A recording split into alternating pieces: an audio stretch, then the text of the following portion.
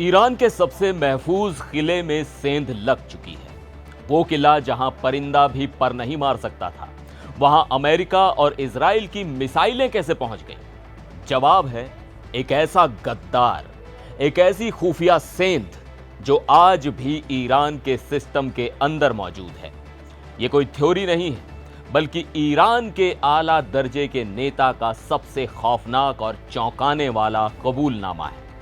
नमस्कार, मैं हूं सिद्धार्थ प्रकाश। आज हम एक ऐसी कहानी के पन्ने पलटने जा रहे हैं जो जासूसी, दगाबाजी और एक खौफनाक जंग की सबसे सच्ची और कड़वी दास्तान है। आपने हॉलीवुड की फिल्मों में देखा होगा कि कैसे दुश्मन मुल्क की खुफिया एजेंसियां किसी देश की जड़ों में बैठ जाती हैं।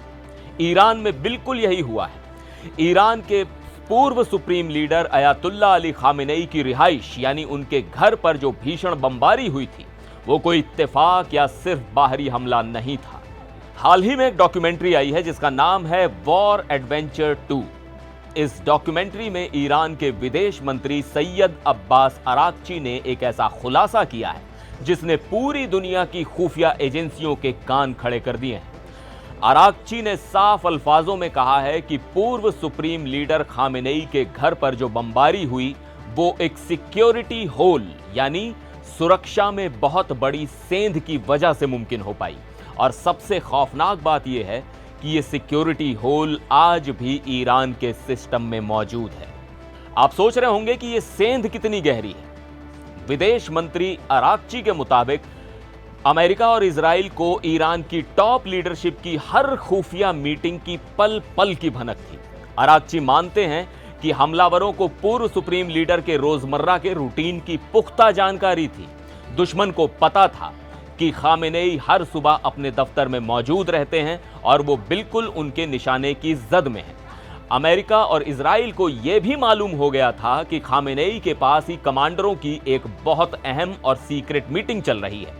और ठीक उसी वक्त, उसी सटीक लम्हे को चुनकर उन्होंने वो जानलेवा हमला किया। अराक्ची ने बहुत बेबाकी से माना है कि ये जो सुरक्षा में सेंध या गद्दार है, उसकी तलाश सुरक्षा बल आज भी कर रहे हैं।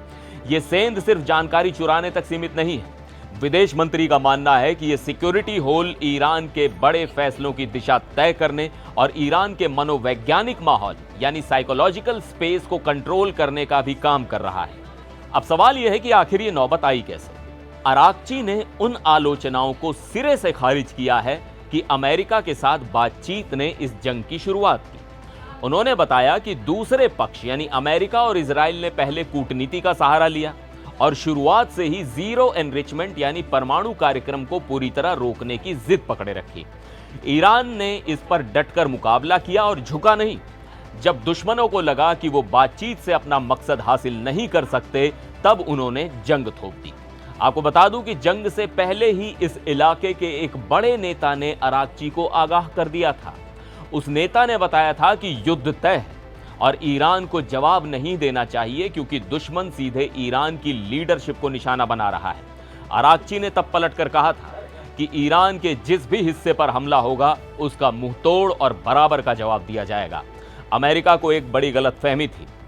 अमेरिका ने वेनेजुएला के तजुर्बे से यह गलत अंदाजा लगा लिया था कि अगर ईरान की टॉप लीडरशिप को खत्म कर दिया जाए तो पूरा सिस्टम भरभरा कर गिर जाएगा। अमेरिका ने तो आस पड़ोस के देशों से यहां तक कह दिया था कि बस 1 महीने तक बर्दाश्त कर लो, जंग खत्म हो जाएगी और ईरान का मसला हमेशा के लिए मिट जाएगा। लेकिन ईरान के दोस्त देशों ने उन्हें बताया कि ईरान का मामला बिल्कुल अलग है। अराक्ची ने यह भी माना कि उस 40 दिन के खौफनाक युद्ध में उन्होंने सैन्य मोर्चे पर तो कोई कोताही नहीं बरती, लेकिन राजनीतिक नेताओं की हिफाजत करने में उनसे भारी चूक हो गई। वो 40 दिन की जंग कितनी भयानक थी, इसका अंदाजा आप इसी बात से लगा सकते हैं कि अराक्ची और उनके सहयोगी विदेश मंत्रालय की इमारत से बाहर ही नहीं निकले।